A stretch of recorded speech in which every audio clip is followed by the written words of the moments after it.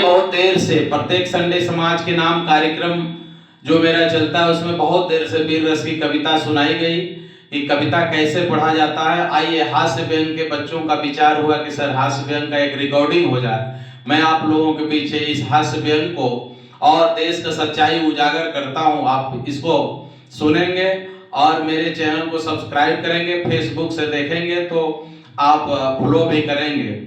मिले ख्वाब में हमको बापू, बोले बेटा हाल बताओ, मेरे राम राज्य का सपना कैसा है, अब तू लाल बताओ। मेरे देशवासियों को कोई है तो नहीं मलाल बताओ, आजादी के बाद देश में कैसे बीते साल बताओ।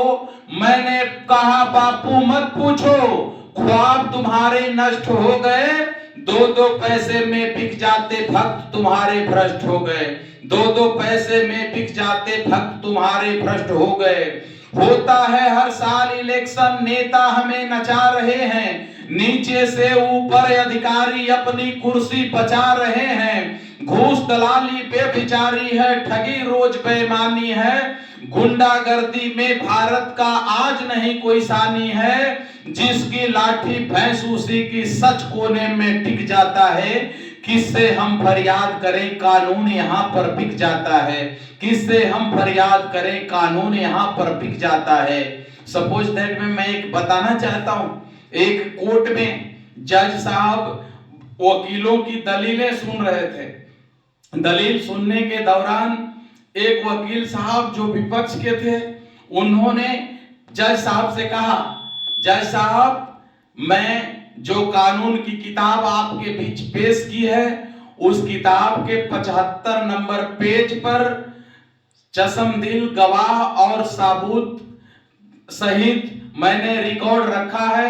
आप महोदय उस पर नजर आकर्षित करते हुए ध्यान दें कि क्या मेरा क्लाइंट इस तरह का कार्य कर सकता है। जज साहब ने जब किताब पलटी, वो कानून की पुस्तक पलटने के बाद उन्होंने उसमें देखे तो 2-2 हजार के उसमें 50 नोट रखे गए थे। जो 50 नोट रखा गया था तो जज साहब ने कहा बहुत अच्छे, इसी तरह के 2 कानून के रखवाले 2 सबूत और पेश करें।